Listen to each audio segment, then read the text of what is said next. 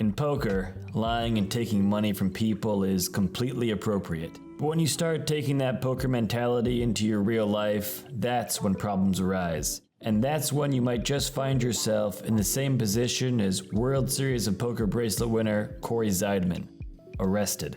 Cory Zeidman, former poker player, arrested on charges of fraud and money laundering related to sports betting. We're going to get into the whole story, but before we do, we just wanted to say thank you for checking out Poker Boom. We're closing in on our first year on YouTube, and we wouldn't be able to do it without all of your support. So please subscribe if you haven't yet. In the world of high-stakes poker, Cory Zeidman's story stands as an example of both the allure and peril of the game. Not much is known about Zeidman's background, but it's reported that he was born and raised in the suburbs of Chicago, Illinois. Raised in a close-knit family, Zeidman's upbringing was grounded in middle-class values and a strong work ethic. Growing up in the suburbs, Zeidman was drawn to games of strategy from a young age, displaying a natural aptitude for mathematics and for critical thinking. His journey into the world of poker began innocently enough, with casual games among friends and family. Yet it was clear from the outset that Zeidman possessed a rare talent for the game, quickly outpacing his peers with his keen intuition and his sharp decision-making. As he entered adulthood, his passion for poker only intensified. He immersed himself in the intricacies of the game, studying its nuances and honing his skills at underground tournaments. And it wasn't long before Zeidman's talent caught the attention of the broader poker community, earning him a reputation as one of the game's rising stars. His breakout moment came in 2012 when he clinched his first WSOP bracelet in the prestigious $1,500 pot limit Omaha event. It was a defining moment in his career, cementing his status as a top player and propelling him into the poker spotlight. There was nothing other than first place that I wanted, and just absolutely thrilling. It was a thrill of a lifetime, quite frankly. In the years that followed, Zeidman's success on the poker circuit only continued to grow. He amassed an impressive array of tournament victories and cash game earnings. His fearless style of play earned him the respect of his peers and admiration from fans. And now the river card. Oh, the perfect card for Zeidman. The 7 of diamonds gives him the straight flush. And he even checks it again, which an amateur would do, to make sure he's got it.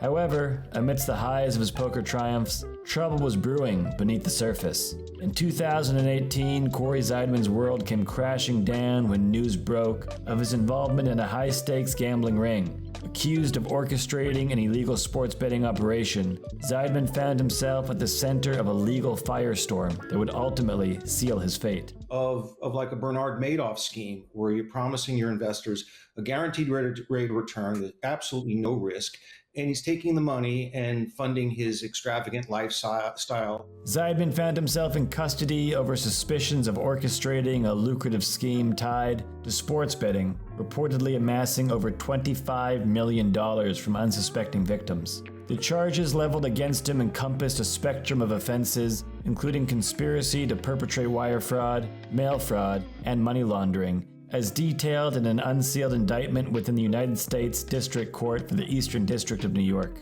Operating from both Long Island and from Florida, over a period dating all the way back to 2004, Zeidman is alleged to have held a commanding role within the so-called Phoenix organization, a syndicate through which he and his collaborators are accused of executing the scheme. Victims, it's claimed, funneled, as we mentioned, more than $25 million in U.S. currency to Zeidman and his associates through interstate wire transfers and private commercial channels, under the misguided belief that the organization possessed exclusive insights transforming sports betting into a risk-free endeavor. According to assertions within the indictment, Zeidman exploited his victims, siphoning their life savings and coaxing them into depleting their retirement funds to invest in his malicious sports betting enterprise. All the while to support a lifestyle marked by extravagant international escapades, the acquisition of multi-million-dollar properties, and participation in high-stakes poker tournaments. Today's indictment serves as a reminder to all of us to be wary of so-called investment opportunities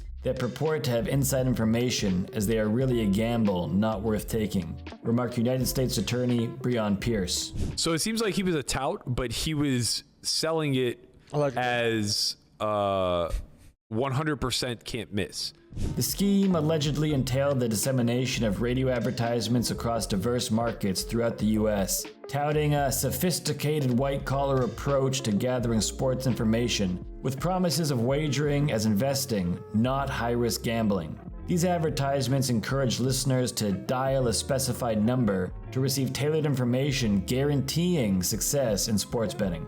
However, upon reaching out to the provided number, victims were allegedly met with deceptive claims from Zeidman and his cohorts, who assured them of the fixed nature of certain sporting events and claimed to possess foreknowledge of their outcomes. Access to this privileged information, callers were informed, required payment of a fee. Throughout the scheme, Zeidman operated under various aliases and employed fictitious company names such as Gordon Howard Global, Ray Palmer Group, and Grant Sports International, further complicating efforts to apprehend him. In reality, he was selling nothing but lies and misinformation, bilking millions from victims along the way, leaving their lives in financial ruin and their bank accounts empty, remarked Homeland Security Investigations New York acting special agent in charge, Ricky J. Patel, underscoring the devastation wrought upon the victims. I think that's the whole problem. The fact that he said he had inside information and then the investigations team is pretty much saying that in reality, it was nothing but lies. Fast forward to March of 2024,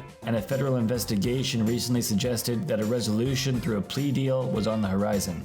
Initially adamant about facing trial, Zeidman, in a statement to Poker News back in 2022, expressed his reluctance towards a plea deal, invoking philosopher Friedrich Nietzsche and denouncing the charges brought against him. However, recent developments indicate a shift in strategy, with his attorney engaged in ongoing discussions regarding a potential plea agreement with the prosecution.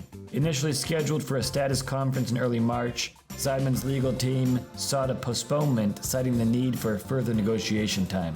The status conference is now slated for April 30th, 2024, with negotiations having been underway for the past 2 months. And it wasn't until May of 2022 when Zeidman was finally arrested in Florida, with his case garnering substantial media attention, with outlets such as USA Today and ESPN covering the developments extensively. And yet, despite his prominence in the poker world, Zeidman kept a low profile since his arrest, with no tournament appearances reported since May of 2022. Out on bond, Zeidman was even granted permission to pursue a potential job opportunity in Massachusetts in April 2023. As negotiations progress, Zeidman's case reflects broader trends in the federal justice system, where the overwhelming majority of cases conclude with guilty pleas rather than proceeding to trial. With uncertainty looming over the outcome, Zeidman's future in both poker and legal proceedings remains uncertain. And at the end of the day, there might just be a glimmer of hope for Zeidman, but I think we can all agree, we hope not. We hope he pays for his actions, and we hope that we can leave the lying and the deceiving at the table where it belongs. And that's it for this one. Thank you for checking out the episode, and please let us know in the comments what poker story we should cover next. We'll see you in the next one.